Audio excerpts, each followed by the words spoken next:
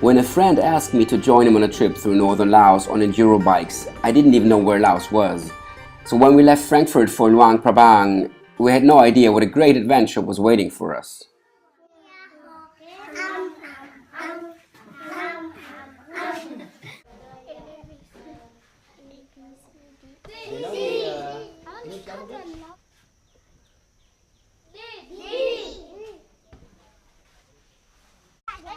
Bye girl. พวกเขามีความยินดีที่จะรับใช้ทางและขอขอบใจที่ทางเลือกใช้บริการของการบินลาว Ladies and gentlemen, we are beginning our descent to Luang Prabang International Airport. Beautiful Luang Prabang at the confluence of the Nam Khan and Mekong Rivers has a nice French colonial charm and used to be the royal capital until the communist takeover in 1975. The city is well known for its numerous Buddhist temples and its historic town center, a UNESCO World Heritage Site. At the top of Mount Pusi is the Golden Temple of Wat Kom Si, and the Lao believe that if you set a bird free, you will enjoy good luck on your trip.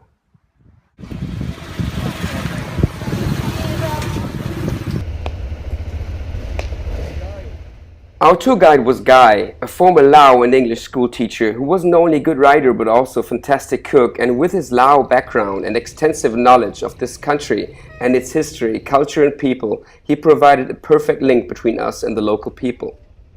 We started our trip by crossing the Mekong River and then headed for the mountains.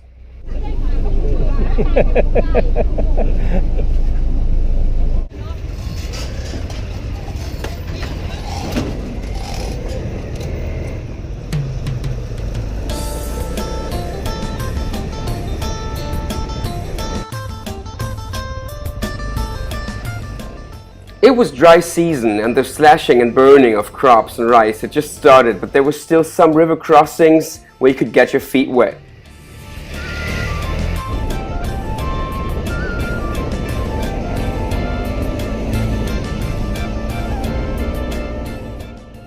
The bikes were modern 250cc 4-stroke Hondas, just perfect for these road conditions with sometimes over 200 kilometers on bumpy dirt tracks.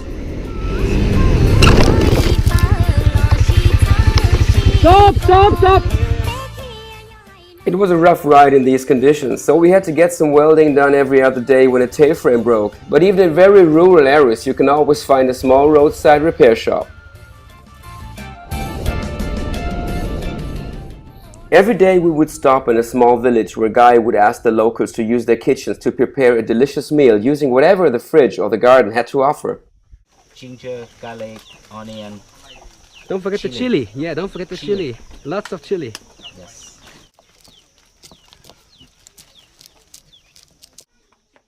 From the look on the children's faces, one could tell that they don't get to see many falang on enduro bikes. Gee, these were the best scrambled eggs I ever had in my life. And there was always some sticky rice to share, a very typical part of any Lao meal.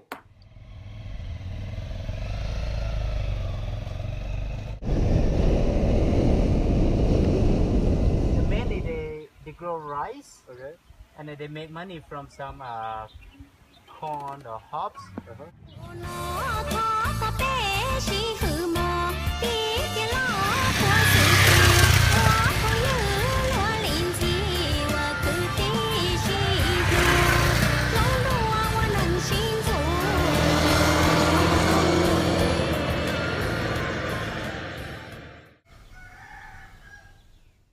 The places we stayed at for the night varied from small homestays with 6 or so rooms to bigger hotels in more populated areas. We loved strolling around the local markets and tried some of the local food, which is sometimes very special. Did you ever have spicy grilled bullfrog for breakfast? The guy's going to show us how to eat bullfrogs. But you eat them all, or you just some parts? Some part. Chili inside?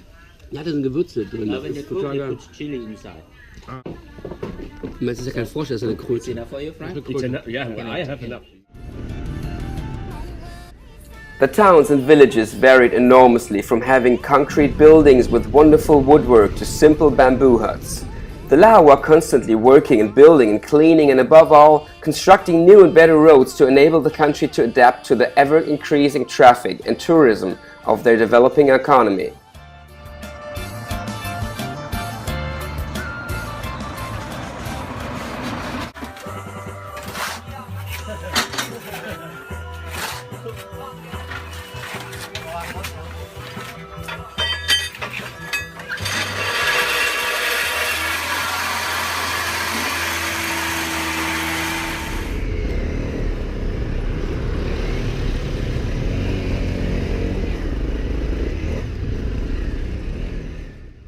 Laos' color in the dry season is yellowish ochre, just like the roads, the dust we were eating, and the omnipresent Lao beer crates and banners.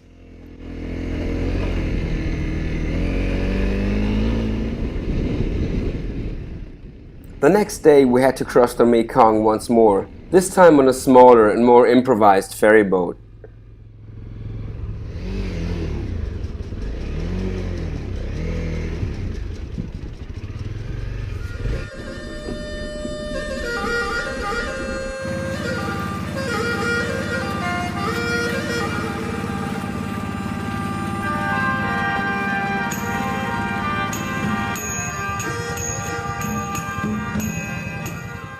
After having passed the Golden Triangle, defined by the confluence of the Mekong and Luang rivers and where Laos, Myanmar and Thailand's borders meet, we drove north along the amazing Mekong River, always looking over to Burma, or Myanmar as it is called today.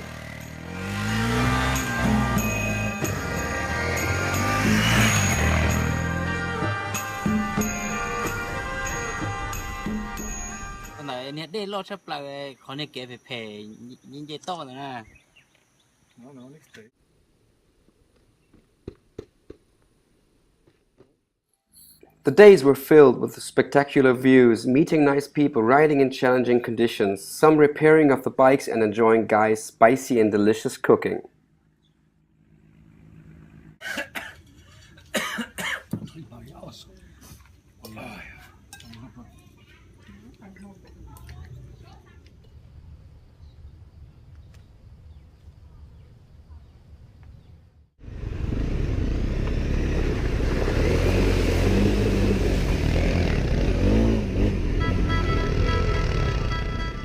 Riding fast on these sandy roads was a lot of fun, but one should never forget that even if there's not much traffic, it's still a two-way traffic system.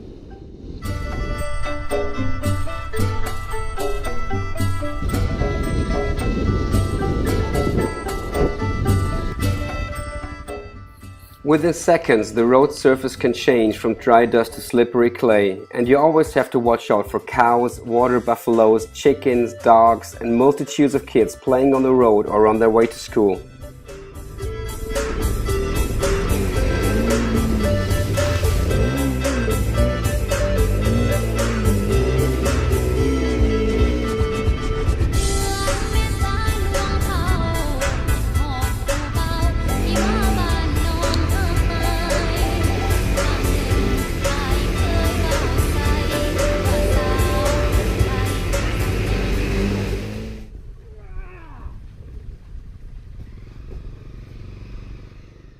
The people in Laos are used to riding their small scooters in any kind of bad road condition. This makes them great off-road riders. They just go for it with a smile on their face. This guy obviously had much less trouble getting through here than some of us had.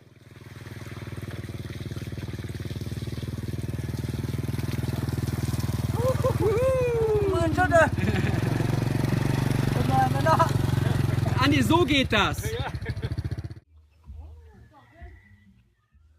The Lao cook over wood or charcoal. They might make a wood fire on the ground in the middle of some stones that balance a cooking pot. Often you will find small restaurants or shops that sell consumer products like soft drinks or potato chips. The men go hunting by night, so here we had a delicious lunch with deer, dried pig's tongue, and fermented root, and, needless to say, sticky rice.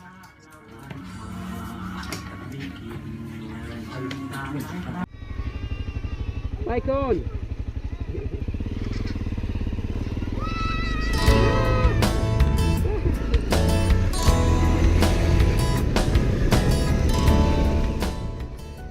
We felt very welcome by the people. Hundreds of kids playing at the roadside would wave at us whilst passing by on our dirt bikes. Except for the rest day in Luang Prabang, we covered distances of some 120 to 200 kilometers a day on sandy dirt trails in the mountains. The short tarmac bits were in great shape and fun to ride on. Some days we would spend 8 to 10 hours on the bikes enjoying the landscape.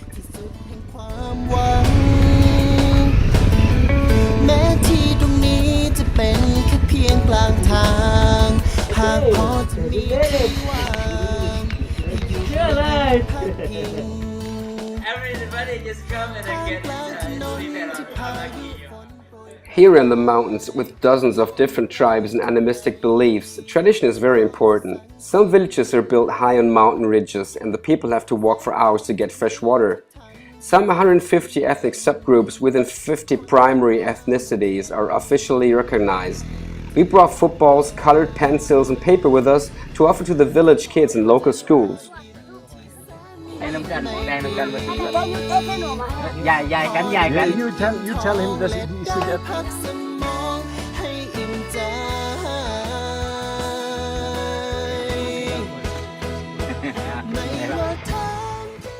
Subsistence agriculture accounts for half of the GDP and provides 80% of all employment. Rice is the main crop, which is grown during the rainy season. Over 70% of Lao farming households are self-sufficient in rice.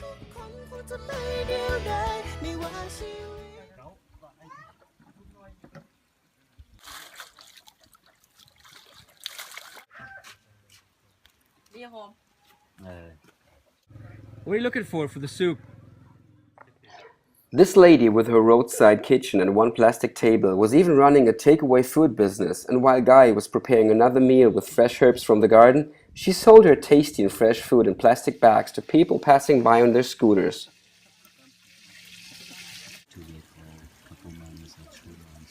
But then you get all the money. Yeah, you get all.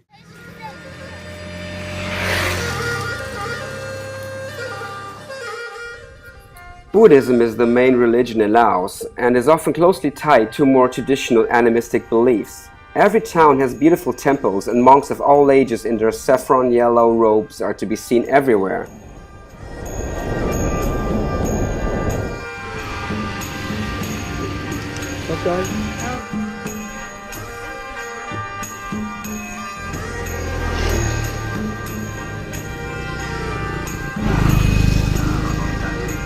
Maybe we go to the next one. On our way north towards the Chinese border, we noticed how the people and their villages changed.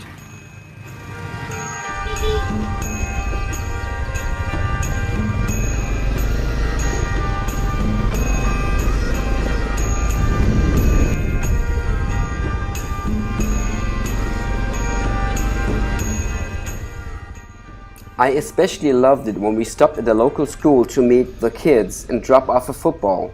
The teachers were happy to see Guy taking over as a teacher and showing the kids how to do magic tricks. He would let them read the Lao and English alphabets out loud, and then they would sing kids songs like the Rabbit song.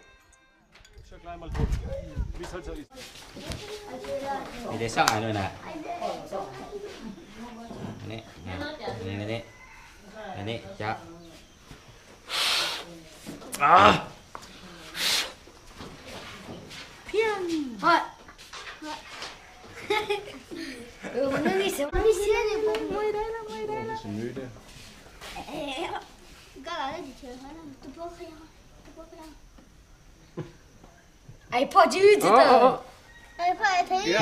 Aber die lächeln dich nicht automatisch an, wenn du wieder lächelst. Nö.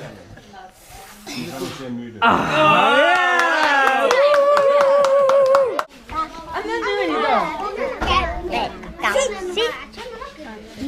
Lutin, numa de suire. Numa de uma sua água, sim.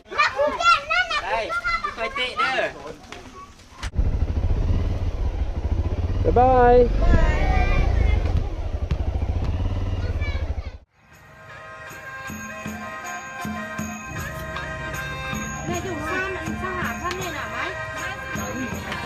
Big section and then right, and you keep on the left, it's about 20 meters.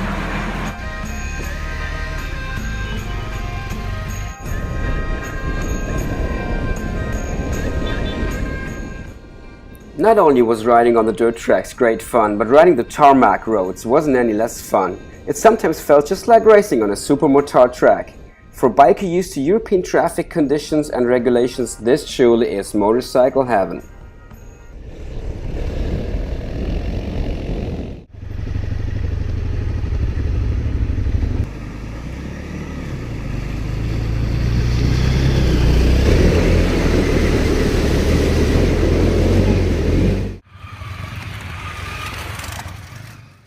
Climbing into mountains, passing villages, and every now and then crossing a river, we got closer to the Chinese and Vietnamese frontiers.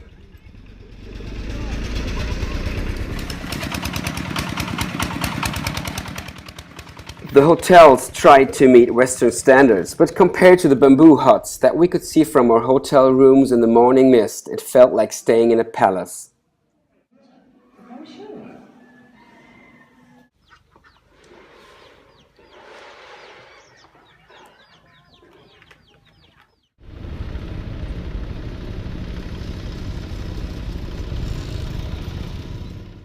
The next morning, we had a typical breakfast with noodle soup and then had a look at another local market. With all the smells and vibrant colors, this was always a feast for the senses.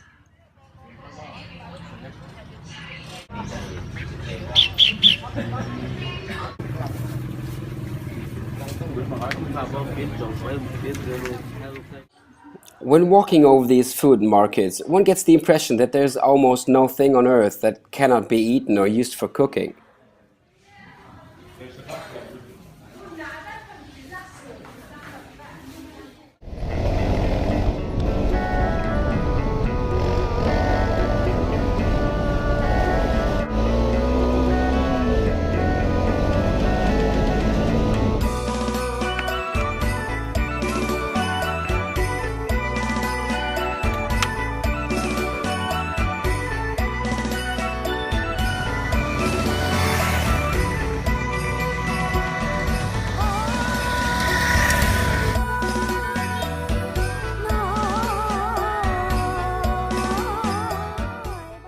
The Lao were extremely kind, friendly and welcoming. As we drove by, people would enthusiastically wave and yell "Sabaidi" to us.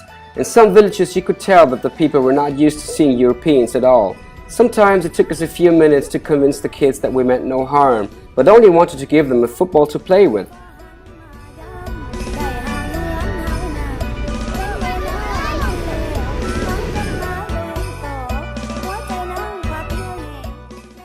I have to admit that I am really not what you would call a soccer enthusiast, but I once more understood that kicking a soccer ball is like the universal language that is spoken worldwide.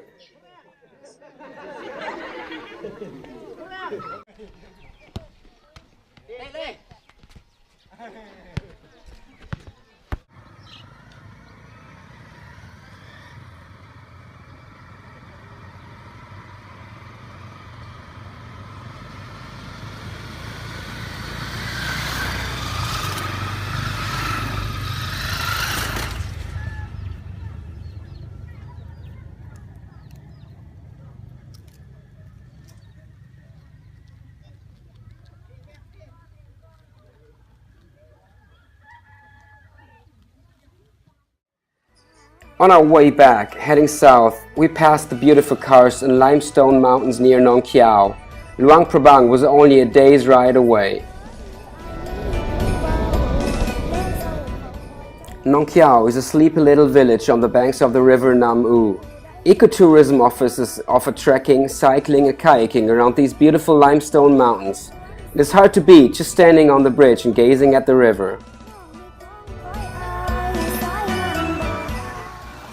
Riding alongside the Nam U, we could feel that the end of this amazing trip was closing in, so we took the chance and had a bath to wash off the dust.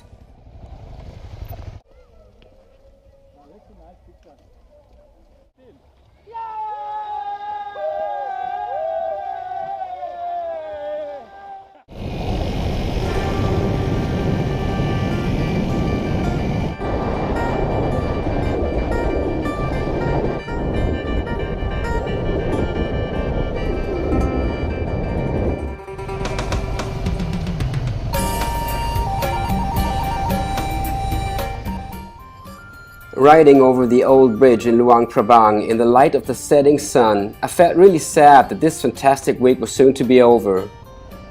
Charlie was waiting for us, happy that no one got hurt and waiting to hear our stories, which we told him excitedly over a cold beer Lao.